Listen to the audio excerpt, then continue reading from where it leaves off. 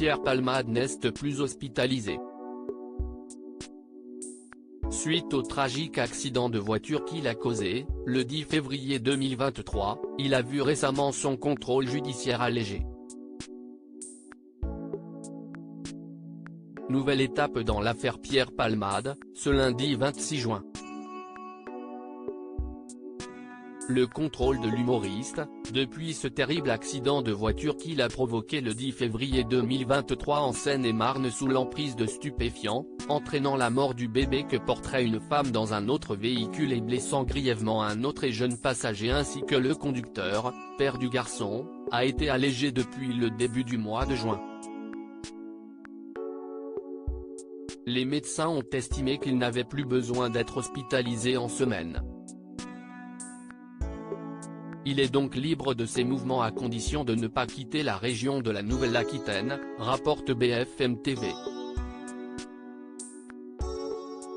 Celui qui a été soigné dans l'hôpital Pellegrin à Bordeaux, où il a été suivi pour des soins post-AVC et des traitements contre les addictions, est toujours interdit de prendre le volant, d'entrer en contact avec les victimes de l'accident, et doit continuer à soigner son addiction aux stupéfiants, mais sans hospitalisation forcée donc, comme le stipule son contrôle judiciaire.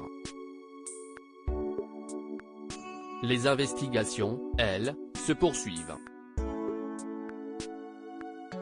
L'une des 3 victimes de Pierre Palmade, le père de famille qui était au volant, est toujours hospitalisé à l'heure actuelle, selon leur avocat, apprend-on.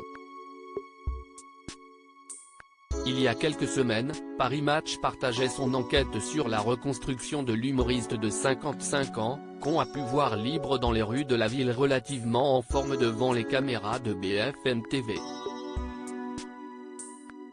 Lâché par de nombreuses personnalités, qui ont pris leur distance, il est auprès de sa sœur qui est désormais responsable de son aîné. Son discours a changé en étant au CHU de Pellegrin. Pierre Palmade s'est retrouvé dans l'établissement où exerce non loin sa sœur qui travaille dans le service de chirurgie dentaire. Sa cadette a accepté de s'occuper de son grand frère après le drame. Celle-ci a donné des garanties à la justice, elle veillera sur le destin de Pierre, désormais, le temps qu'il se soigne, précisaient nos confrères. Le magazine faisait aussi état du changement de discours de l'accusé. Après s'être posé en victime de la drogue, la vie, la maladie juste après les faits, le comédien exprimait enfin un ressenti différent, celui de quelqu'un qui doit réparer quelque chose.